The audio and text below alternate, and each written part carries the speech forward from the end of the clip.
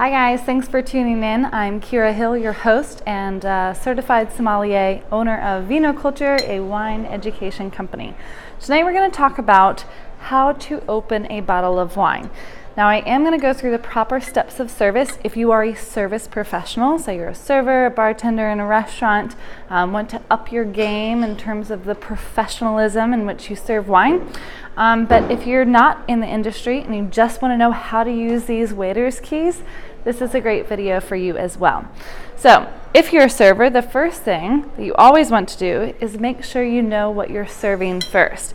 So I usually take a black napkin, serviette if you want to be really fancy about it, and you frame the black napkin around the bottle as you bring it out to the table to present the bottle to the host.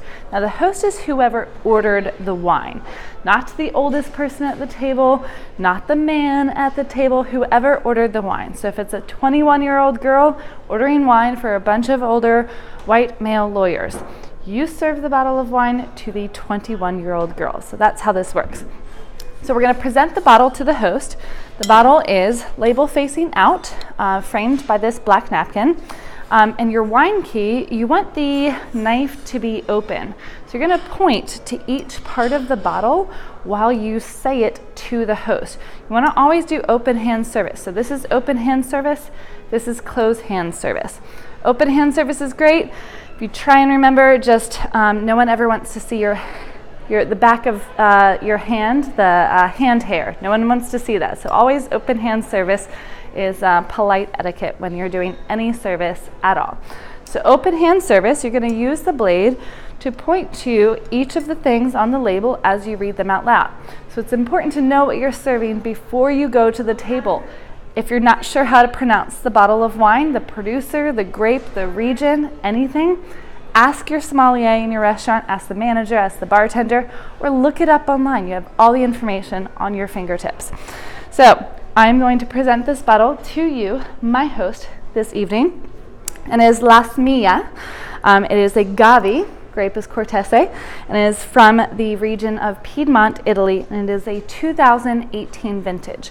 I like to always end on the vintage when I'm presenting the wine because that's often the thing that varies. If there is a mishap in terms of what people order and what they actually receive, it's usually the vintage. So they think they're ordering a 2005, but we just ran out, we just got the 2006 in, we haven't reprinted the menus yet. So 2006 gets sent out, guests don't know it until it's already opened, and then it's too late to turn it back. So always end with the vintage that clues it in their head, and that's their last chance to object to what you were offering them. Hopefully, at this stage, you can mitigate any mistakes before it gets too costly at all. So black napkin then goes on the left hand if you're right-handed. I am right-handed, so the black napkin goes on the left hand. My left hand is always going to be stable throughout this process. My right hand is the one that moves. So this keeps my arm stable. So I'm going to hold the neck of the bottle, and I do want my hands to kind of cover the foil. This is the top part of the wine bottle that has the foil. Because once you start cutting the foil, if you're holding it down here, the foil could just keep spinning around. It makes it super awkward at the table. And you never want to hold it right here because this is the most unsafe and unstable way to hold the bottle. So this is the safest and most secure way to hold the bottle and to keep the foil from spinning around in circles. So I'm going to take the blade, which is already open because I've been presenting the bottle with it. Label is facing the host, person who ordered the wine, when I am doing all points of this service. If it's still wine, sparkling wine is a different story. So I'm going to take the blade and I'm going to cut right under the lip. So this is the top part where a lot of people cut. You actually want to cut under the lip of the wine. It's going to prevent any of the foil scraps or crumbs from going into the bottle as you cut the foil and remove the cork. So I'm going to hold my thumb on one side, my blade on the other side. It gives me a good solid ground. If you just do it like this, you could slip, cut yourself, not good. Key is always safety when you're doing wine service. So I'm holding my thumb on the back and I'm holding my blade on this side. Again, bottle facing the host. And I'm going to start at my 9 o'clock. So me as a server, my 9 o'clock on right underneath the lip of the bottle. I'm going to slightly face the blade upwards just to give a good clean cut. Good pressure is good, but you don't want to do it too hard. You're not trying to break the glass. So good pressure. I'm going to go 9 o'clock to 3 o'clock right here. I'm going to flip the blade around in my hand. Now I'm pushing the blade in with my thumb and holding the neck of the bottle on the other side with my fingers. Reverse. Always make sure you have pressure on either side to keep it secure and safe. So 9 o'clock on the other side, on the reverse side, closest to you, the server, 9 o'clock to 3 o'clock. Now I've cut all the way around the foil with no jagged edges at all. So I should, if I did it right, let's see, be able to use the tip of the blade to kind of pry open this cap of the wine that we've cut off. Should remove, perfect, in one solid piece. So it shouldn't look like a shark ate the foil. It shouldn't be all jagged and ripped edges everywhere. It should be one solid piece. This never goes on the table. Trash never, ever, ever goes on the table. So server's apron, pocket if you're a bartender, not a server, but never on the table. Trash doesn't belong on the table. So at this point, you want to make sure you close the knife so you don't hurt yourself or accidentally cut anyone else in the process. You're going to open up the actual screw part of the wine key, and you want to guide the screw in with your pointer finger. I'm going to guide it in like this. If you try and push the corkscrew in like this, again, it's going to go topsy-turvy. It's going to be just as unsafe as holding the bottle on the bottom. So you want to guide the screw in with your pointer finger, holding it out as a T, just north of center of the bottle. Guide it in, and then it should be in perfect vertical for the screw and horizontal for the rest of the wine key. If you've done that correctly, you should be able to screw the rest of the corkscrew in right through the middle of the cork. So it's not going to break open the cork. It's not going to destroy the cork. You're not going to have problems getting the cork out. So it's 6 exact turns. 1, 2, 3, 4, 5, 6. All right, let's say 6.5. I think I didn't screw it in all the way at the first part. Should leave 6 turns. Should leave the edge of the hinge edge on your 9 o'clock if you're the server. So my left hand is holding the hinge right here, and it should leave the handle 3 o'clock towards your right hand. Again, if you're right-handed.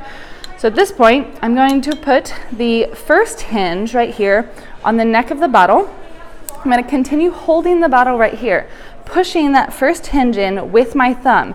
If you don't do that, if you try to just lift the cork screw up like this, then this hinge could chip the glass. So you, again, safety first. You want to hold the hinge in with your left thumb, and you want to push the handle up. Our instinct is always to pull the handle up.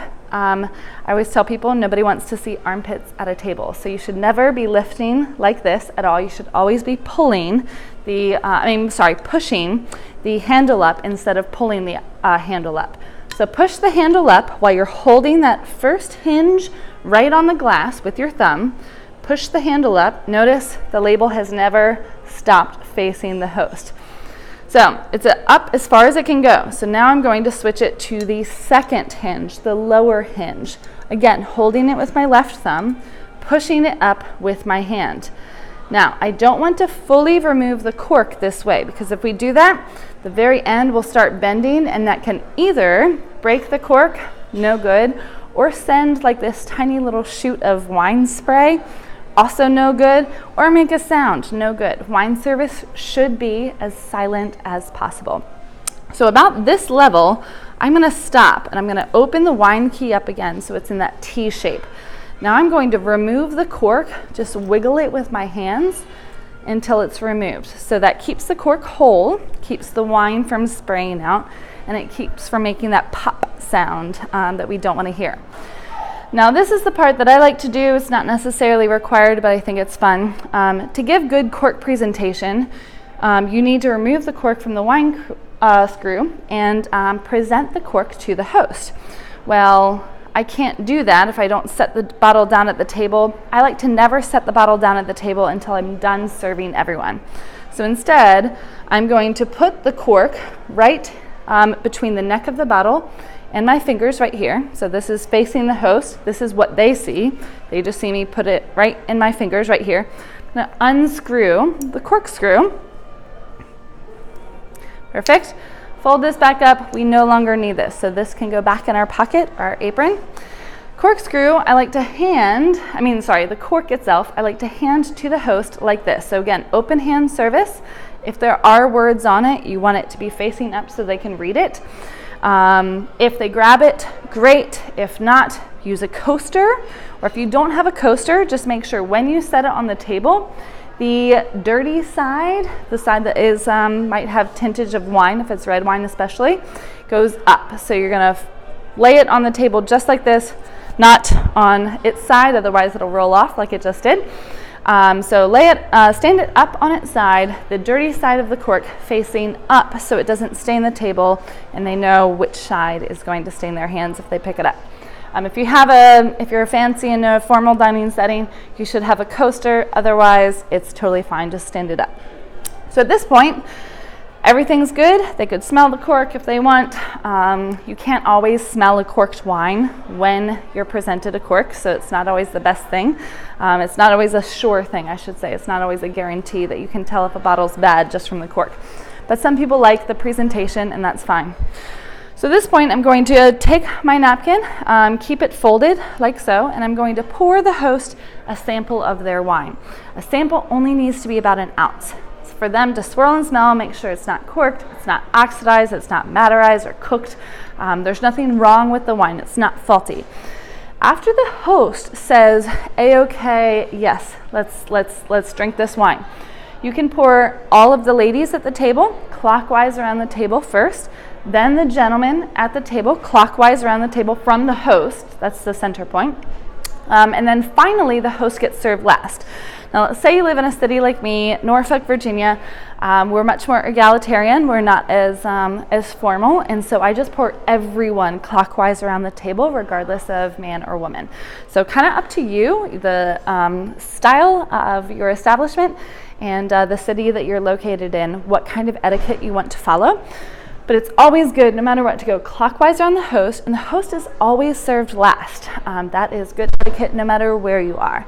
So he tastes the wine, or she tastes the wine, everyone else gets served, and then finally you pour a full glass to the host themselves.